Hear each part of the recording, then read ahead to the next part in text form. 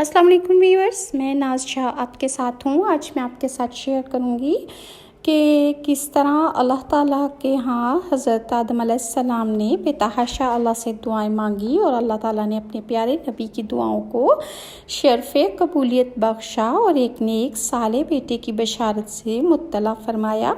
چنانچہ کچھ ہی عرصے بعد حضرت شیس علیہ السلام پیدا ہوئے۔ حضرت آدم اور اماں حوا ان کی پیدائش پر بے تحاشا خوش تھے۔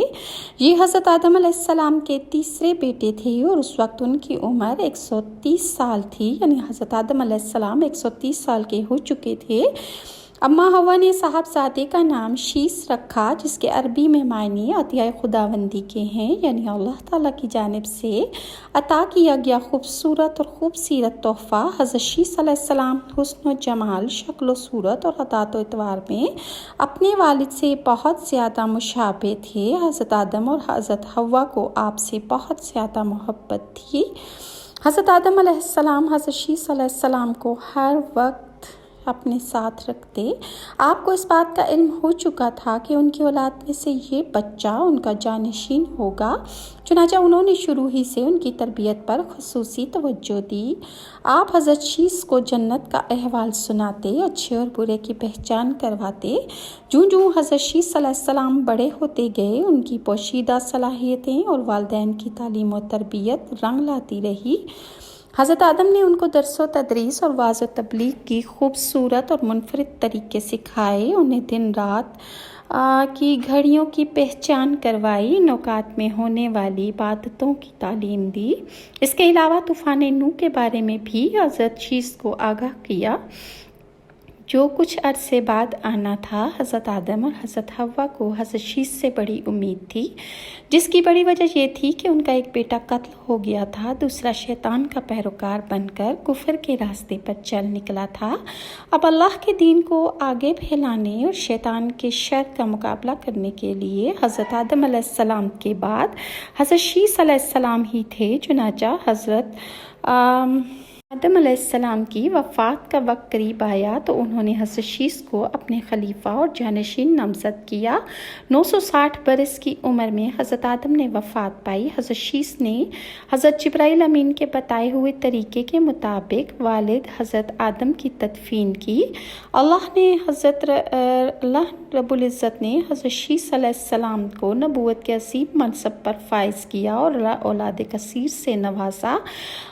حضرت جبرائیل علیہ السلام جنت سے حضرت آدم علیہ السلام کا کفن کا تمام سامان لے کر آئے تھے اور انہوں نے حضرت شیس علیہ السلام کو تربیت فرمائی کہ کس طرح کفن پہنانا ہے اور کس طرح قبر کھود کر حضرت آدم علیہ السلام کو اس میں دفنانا ہے۔ یہ تمام کام جو تھے یہ حضرت جبرائیل علیہ السلام نے حضرت شیس کو سکھائے اور انہوں نے اس طرح حضرت آدم علیہ السلام کو دفنایا۔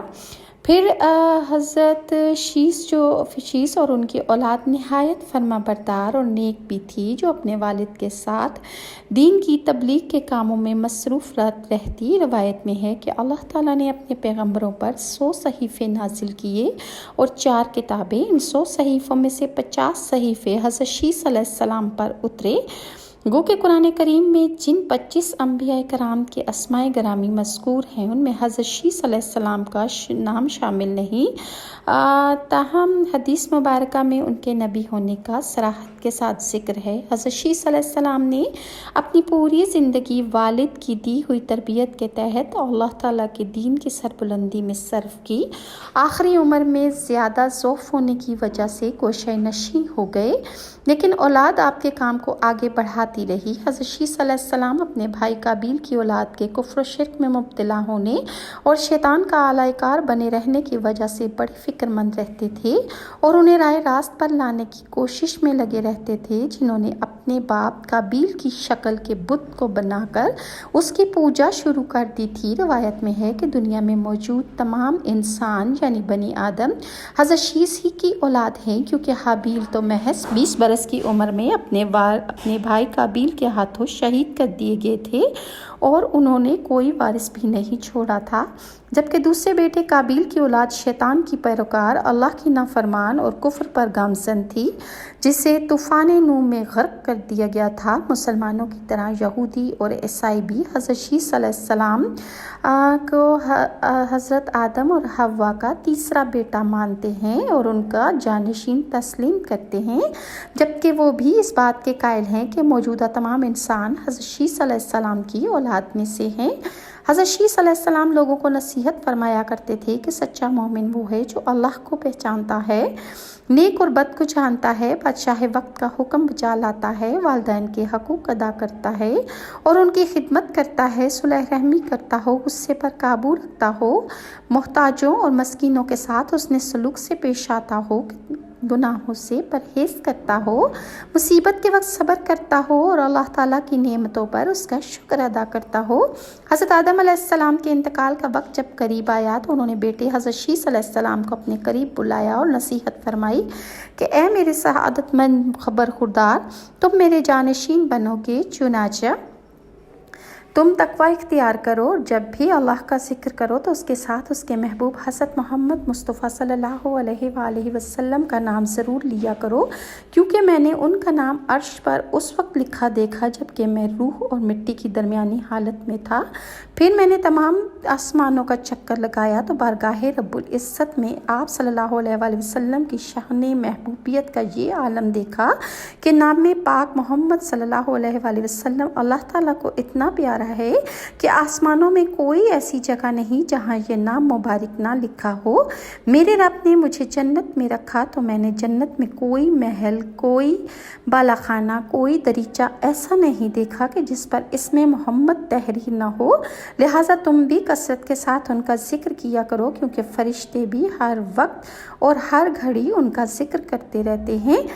قصص الانبیاء میں علامہ ابن کثیر تحریر فرماتے ہیں کہ جب حضرت شیس علیہ السلام کی وفات کا وقت قریب آیا تو انہوں نے اپنے فرزند انوش کو معاملات سپرد کر دیے۔ انوش کے بعد اس کا ولی عہد کینن بنا۔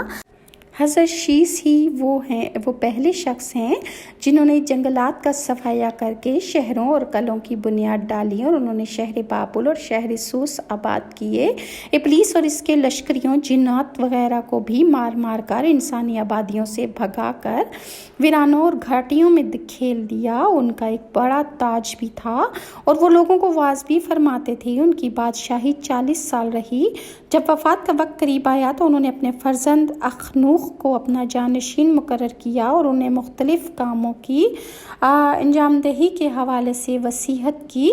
مشہور اقوال کے مطابق اخنوخ یعنی حضرت ادریس علیہ السلام تھے، جنہیں حضرت شیس علیہ السلام کے بعد اللہ تعالیٰ نے نبوت سے سرفراز فرمایا۔ حضرت شیس علیہ السلام کی وفات 912 برس کی عمر میں ہوئی اور ان سے منسوب مزارات 3 مقامات ہیں: غزہ عراق کے شہر موصل اور ایودھیا بھارت میں ہے۔ ان تینوں میں سے کسی میں حضرت شیس علیہ السلام مدفون ہیں، یہ اللہ تعالیٰ ہی بہتر جانتا ہے۔ روایات کے مطابق حضرت شیس علیہ السلام کا انتقال مکہ مکرمہ میں ہوا اور انہیں وہیں سپرد خاک کیا گیا۔ مزید میں آپ کے ساتھ انبیاء کرام کی ویڈیوز شیئر کروں گی، اور اگر آپ کو میری ویڈیوز اچھی لگتی ہیں تو لائک اور سبسکرائب ضرور کیجیے۔ نیکسٹ ویڈیو تک کے لیے ناز شاہ کو اجازت دیں۔ اللہ حافظ۔